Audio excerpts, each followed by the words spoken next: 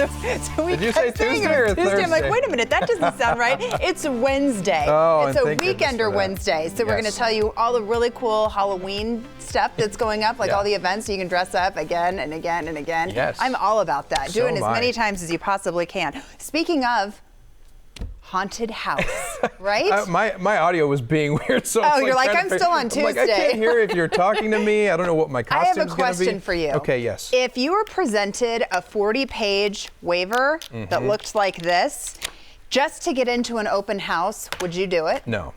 And here's why. Because we were watching this footage earlier, this Tennessee haunted house. I didn't think we were going to show this. No, we are. It's something unlike you've ever seen. It really is like you're being tortured, essentially, by this crew of actors, and they tie you up and they pour fake blood on you. It's not something you want to do. And what's funny is that they make you watch a 2-hour video of other people going through this and having failed going through it. And every single one of them at the end says, please don't do this. Right. You don't want to do this. And no one has ever finished it, even though you win $20,000 if you do.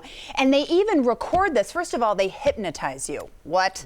I mean, seriously, as soon as you hear that, I'm out too. Yeah, so you're going to like hand your life over for I don't know how long. And by the way, you give this guy a bag of dog food as a fee. Which so just kind of adds to the creepiness factor. Adds to the creepiness. But they hypnotize you and then they record it so you can watch it back just so they can prove to you they didn't do anything illegal. And to prove to authorities that they didn't do anything illegal, which I'm out. I would never do something like this because something could go wrong, especially with such a big waiver. And so something else that's creepy too is in Baltimore, there's this photo of this ghostly figure that was in a window, and allegedly it's a little ghost girl. If you can see it there when we zoom in, apparently it's a ghost girl with her arms out. Do you believe in ghosts? From Home Depot. I have never seen that before. Like, hey guys, what's going on? It's like New Orleans. You know, throw me some beads. It's exactly why I didn't want to see this picture before we started the show, because I wanted to see my initial reaction, because I do believe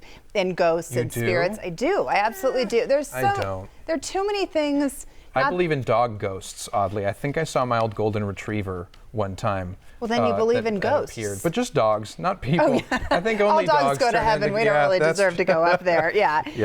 Okay, so this is kind of somebody's nightmare. I mean, this is weird, though, don't you think? It's expensive. So Tiffany's has come out with their own advent calendar, and you won't even believe the stuff that is inside this. Maybe you will. I know, there's an assortment of items. So you know an advent calendar, when the holidays roll around, you open a door and there's a piece of chocolate or a little keepsake or whatever. Yeah, like normal. Like normal, but this thing costs $112,000. They're only going to make 4 of them. It's 355 pounds that Tiffany has to deliver to you and then have one of their associates handcraft for you and put each item in there. But there's like a ring in one and a necklace, but $100,000. Where do you even begin to talk about how many things that are wrong with that? There's a lot. It's consumerism at its finest. But I have to say, if I had the money and there was a gal out there that I loved enough, I would probably buy that for her. You're like, you know, honey, not enough. Like, you're close. I'll still marry you, but not going to order the Tiffany's box. Not $100,000. Do you want to show the picture now? We want you to take a look at this and guess